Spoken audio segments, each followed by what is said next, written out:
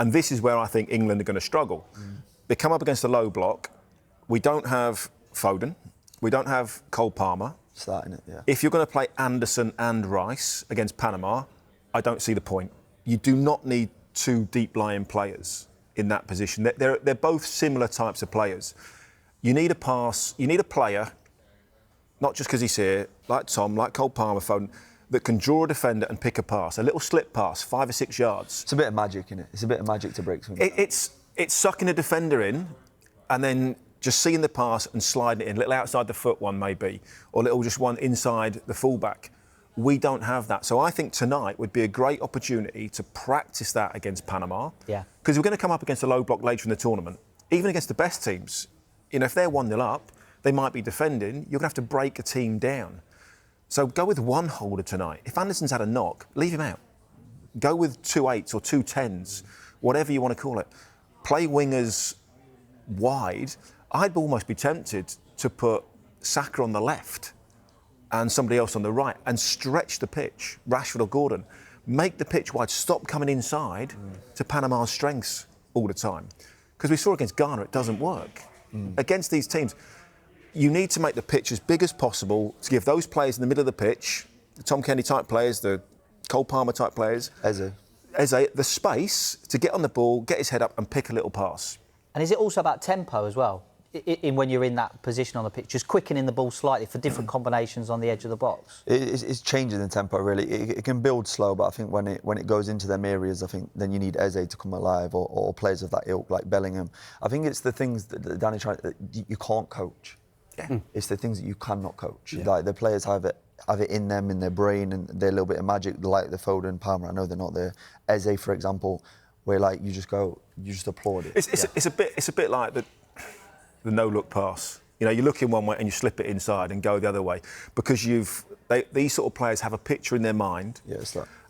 And they're looking at you and they pass it over there, and no one else sees that, and that sets somebody away. And you need runners off the back of that. Certain players have that ability to do that. We don't have too many of them in the England squad. Of those who have been on the bench so far, you mentioned Eze. Is he the closest one to it? Rodgers as well? Are we talking about somebody like that from the start? Possibly. I don't see why not. I think he can rotate tonight. I really do think he can. I think Rice has struggled with a little injury as well. I'd give him a rest. He's played 400 million games this season. He deserves a rest. You could almost rest both, couldn't you? You could almost rest Anderson and Rice, and change up the midfield totally to experiment almost. Let's be honest, you're going to beat Panama. If you don't beat Panama, then there's serious questions. Even with a second string England side, there's questions to be asked. I think it's an ideal opportunity to work out, can we find something different to beat the deep line defence, to get round it in some way, shape or form? Because clearly, whatever they did against Ghana did not work. 3 shots on target, 1 shot in the opposition box. As you go deep into the tournament, teams are going to get better defensively. If it's Senegal, that's going to be tough. They're going to play on the counter-attack. And they're going to do exactly the same as what Ghana did. Do you think the England squad, is it better, that sounds ridiculous, but is it better suited to coming up against a France or an Argentina, a team that is going to go for it? Not with our defence. You don't have to deal with the low block. I think you've got to beat what's in front. But you need options off the bat. When I played, you had Scholes, Joe Cole, that were those type of players that could pick a pass. Joe was one of the best players, and Joe could dribble, could take people on, would commit people, then slip a pass in.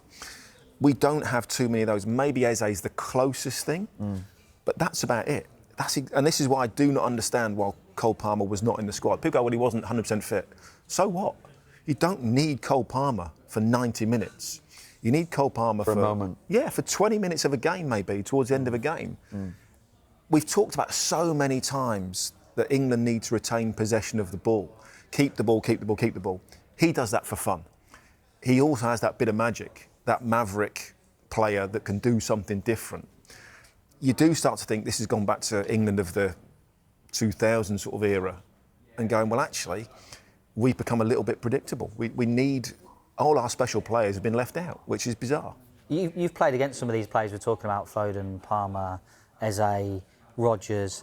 Are there any of those that you kind of you didn't quite realise how good they were. I saw an interview with Ollie Watkins talking about Elliot Anderson. He was kind of like, oof, in the Europa League, he was absolutely on it, and I was surprised how good they were. Is there anyone in that squad that you've played against and you think, oh wow, like when you're right up against them, they are amazing? I think Eze for me, especially at Palace. I know he's probably. I expect him to do a little bit more at Arsenal. I think he's a very special player, and I think he's going to get better. But at Palace, I was blown away. He was top. Is that just technique, like the way he moved the ball? I think it's power as well. Power. He's a strong boy, strong boy, and he can get away from someone. I mean, there's people that can beat a player, but he can actually get away from you as well. So, do you know what I'd like to see him play tonight? I think that the heat's difficult when people are in a low block, and it's going to be a very dry pitch because of the heat. But also, what makes a big difference is an early goal. If someone's got a low block, if you score early, they have to come out a little bit. And we just struggle to. I know we only have 3 shots on target, but if you get an early goal and they've got to come out, then I expect England to possibly get 4 and 5. Is it easy to get carried away after a 0-0 draw against Ghana and forget about a lot of the positivity around the attacking performance against Croatia? Well, England have qualified. Yeah. You know, first of all, that's the aim of get through the group stages. That's the most important thing. And then you have to think, what comes next? What is the next test? Panama should be a given. We should win this game quite comfortably, whether they sit on the edge of their 6-yard box. It shouldn't be a problem. But you need to start seeing performances that give you a little bit of encouragement and the attacking talent that's in and around that. You know, an early goal. I retired, 15, 20 years ago. I don't think the game's changed that much. To beat a low block, defending deep, move the ball quickly, get the ball out wide, switch it quickly, move defenders around. Football's not that complicated, right? And if you don't do that, then it makes it very, very easy to defend against. And that's why I say you need players to pick the ball up and run at somebody, to commit one defender, to go past one, and then the next one has to come out, and then there's a space. What players do we have that in small spaces that can go past one player, suck another defender in, and slip in a pass? Were we surprised that it took so long to bring Rashford on against Ghana? He changed it a little bit, didn't he? He had an impact in 10, 12 minutes. I expect him to start tonight, to be honest. I think he will start. He still has a turn of pace. He's got quality. When he shoots, you expect him to hit the target.